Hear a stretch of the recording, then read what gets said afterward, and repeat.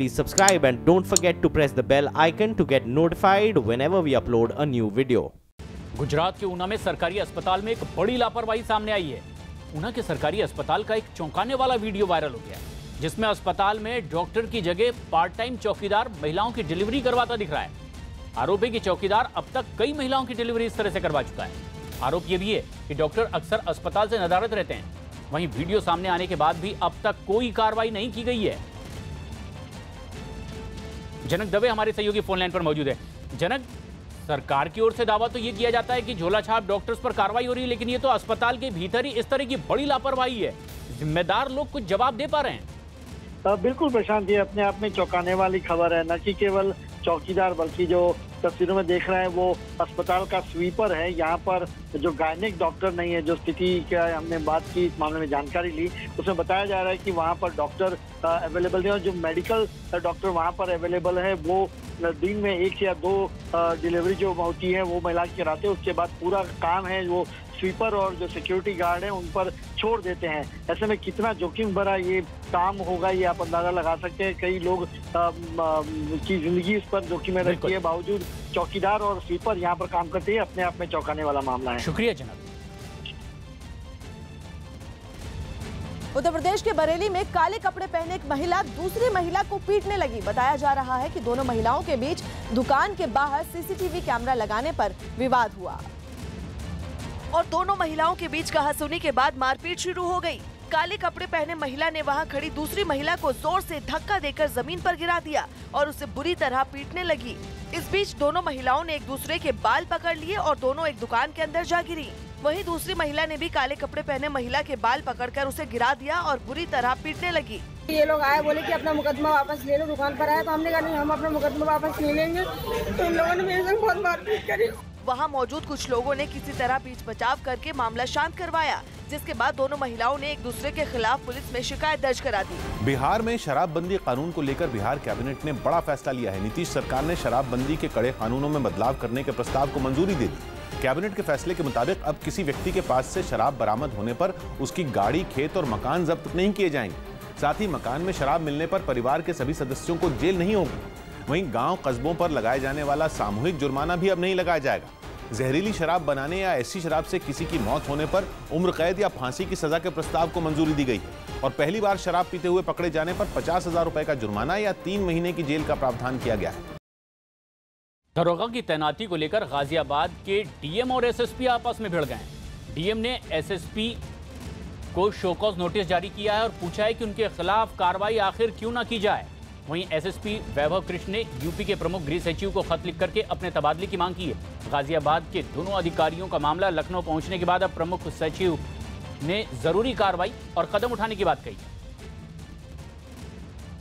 ये अपने आप में एक चौंकाने वाली घटना गाजियाबाद का यह मामला है, जहां डीएम और एसएसपी आपस में ही भिड़ गए। हालांकि एसएसपी को नोटिस जारी किया है डीएम ने और पूछा है कि आप पर कार्रवाई क्यों ना की जाए, लेकिन अब अपनी बात एसएसपी वैभव कृष्ण ने उत्तर प्रदेश के प्रमुख गृह सचिव से रखी है। पत्र लिखकर उनसे मांग की है कि गाजियाबाद से उनका तबादला कर दिया जाए। गृह सचिव ने कहा है कि इस पूरे मामले में पड़ताल करने के बाद जरूरी कदम उठाए जाएंगे। दिल्ली से ही लगे उत्तर प्रदेश के गाजियाबाद का यह मामला है, जहां एक दरोगा की तैनाती को लेकर के एसएसपी और डीएम आपस में उलझ गए।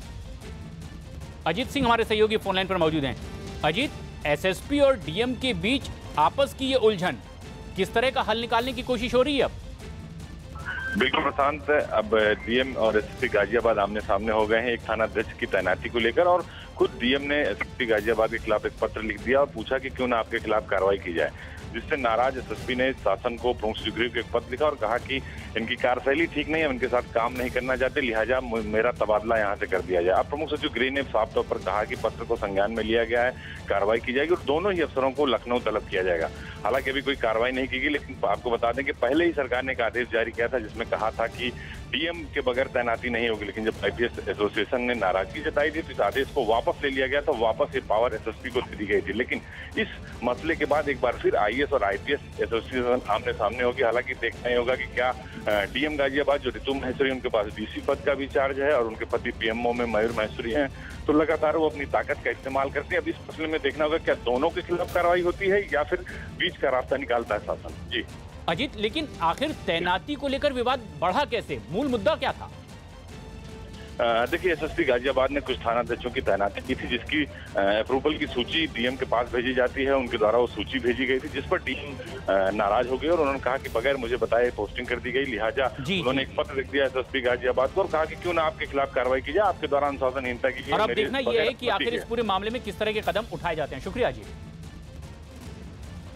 महाराष्ट्र के ठाणे में दमकल विभाग के कर्मचारी एक बर्फ के गोदाम में लगी भीषण आग को बुझाने लगे। दावा किया जा रहा है कि गोदाम में शॉर्ट सर्किट की वजह से आग लग गई थी, जिसे बुझाने के लिए दमकल विभाग के कर्मचारी पानी की बौछार करने लगे।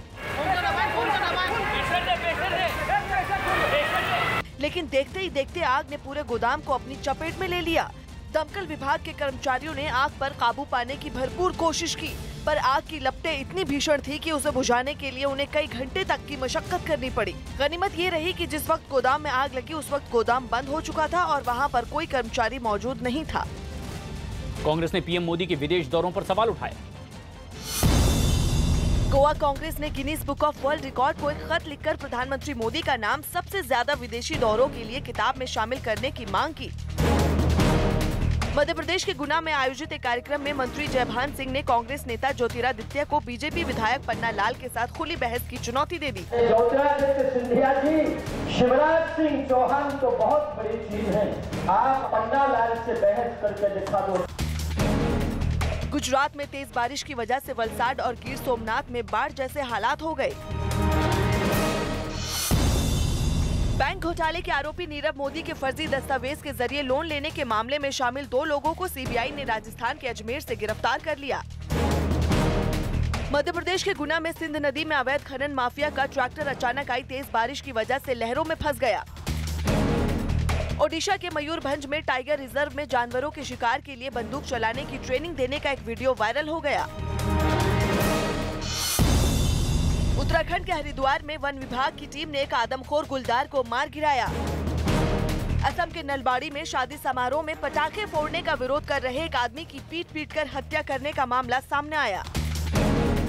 मध्य प्रदेश के भोपाल में जेल के जैसा एक रेस्टोरेंट बनाया गया है, जहां वेटर कैदी के कपड़े पहनकर खाना परोसते हैं। उत्तर प्रदेश के मुरादाबाद में 2 पुलिस वाले एक लड़के को जमीन पर घसीटते हुए ले जाने लगे। बताया जा रहा है कि चोरी के आरोपी को पुलिस मेडिकल जांच के लिए अस्पताल लेकर पहुंची थी, लेकिन उसने सहयोग नहीं किया, जिसके बाद 2 पुलिस वाले आरोपी लड़के को जमीन पर घसीटते हुए डॉक्टर के कमरे में ले गए और उसे जमीन पर लिटा दिया। इस बीच वहां मौजूद अस्पताल के कर्मचारी ने पुलिस वाले को व्हील चेयर भी दी, जिसे पुलिस वालों ने लेने से इनकार कर दिया।